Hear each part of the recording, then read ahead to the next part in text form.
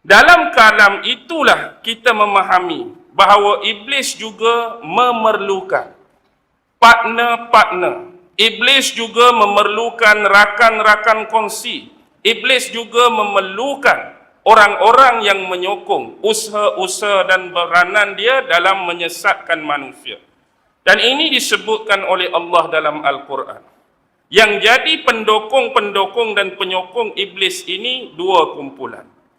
Yang pertama sememangnya yang kita tak nampak lah.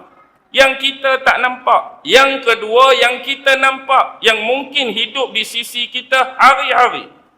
Yang kita boleh tengok, yang kita boleh kenal. Yang pertama tak nampak yang saya maksudkan ialah dari kalangan jin.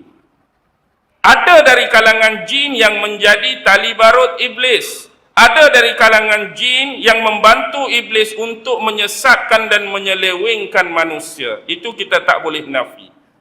Dan yang kedua ialah yang Allah sebut dalam Quran dengan kalimah syaitan.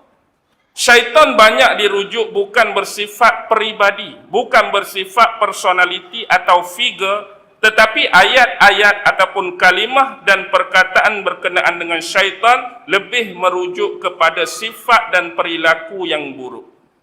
Maksudnya, syaitan ini ada perangai dia pada jin dan syaitan ini juga ada perangai dia pada manusia yang bersifat syaitan, yang berperibadi syaitan. Hak nampak tadi manusia lah.